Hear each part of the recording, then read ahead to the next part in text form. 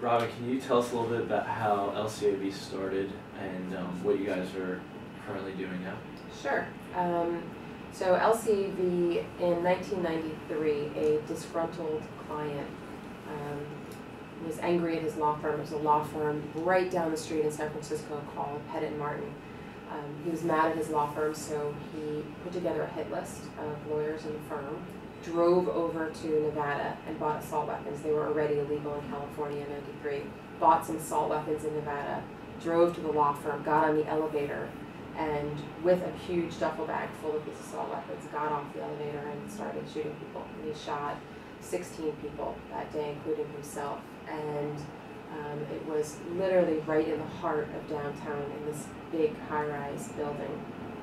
And after that happened, the lawyers, the legal community of San Francisco got together, who had lost colleagues and family and friends, and decided that they had to do something, that they couldn't not bring something positive out of the tragedy. So they started themselves, they formed LCAV. And the idea is that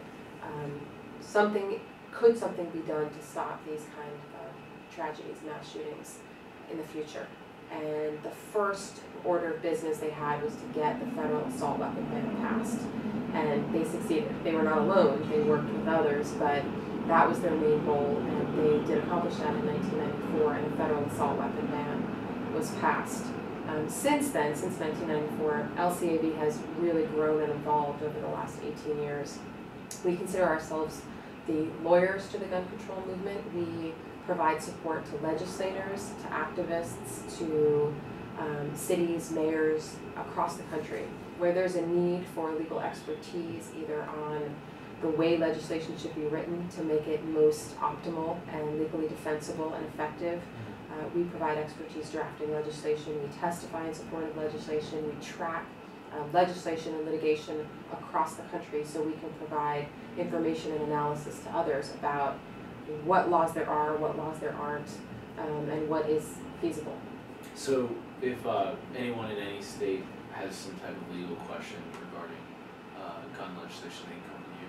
Sure. We don't know everything about everything. Gun law is actually a very, very complex area of law. There's so many potential issues associated with gun regulation, but we certainly think that we can provide a tremendous amount of information. And I think one of the things that's really valuable is that we track also trends. So we track how things are changing and evolving, so we can help people understand what's happening.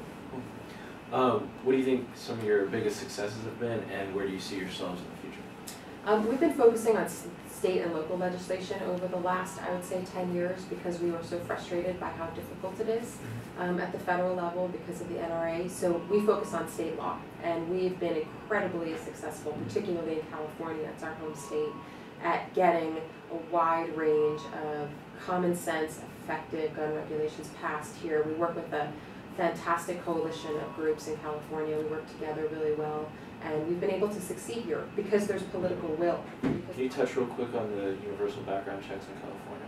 Well, in the state of California, every single transfer, sale of firearm has to go through a background check. So if you are going to a federally licensed firearms dealer, it's done there. If you're at a gun show, they have to run it through the background check system through a federally licensed firearms dealer, and the transfer actually takes place there. So you can still sell a gun if you're not a federally licensed firearms dealer, but you have to go through a dealer to do the background check to make sure that every transfer is done with a background check.